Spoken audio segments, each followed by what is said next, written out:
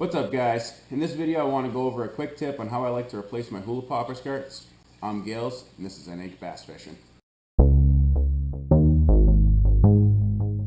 So the way I like to replace my hula popper skirts is real simple, and you might actually already have all the materials that you need at your house. I took this skirt off of an old spinner that I found on the bank when I was fishing one day, and this is just some old aquarium tubing that I used to hold it all together. But first, we're going to make the tools that we need. Get 2 paper clips and bend them out straight.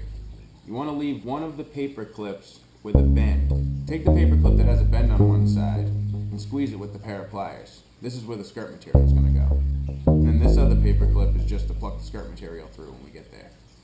Alright, so the next step is you're going to want to take your aquarium tubing, and we're going to be cutting 2 pieces off this. Now the first piece that you cut is actually going to house the skirt. So let's get that piece cut right here to hold the skirt material. And the second piece that you cut actually holds the skirt from sliding off during a really hard cast, which can still happen, but is way less likely with this second piece on there.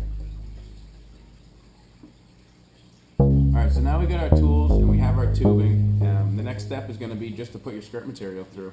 So what you're going to want to do first is open up the bend. And then you're going to take your skirt material, place it through, and you're just going to slide your paper clip through. Excuse me. Make sure your skirt material is pulled down, and then you're just going to take your tube and you're going to start pulling it up over your skirt. There we go. And it should look something like that when you're done. Alright, so now that we finally got the skirt material through that tube, let's get some gratification and put this thing on the popper. And you're just going to take your post, slide it on in, just like that. Now that that's on, we're going to take our second piece of tube that hasn't been stretched out, and we're going to place that on there too.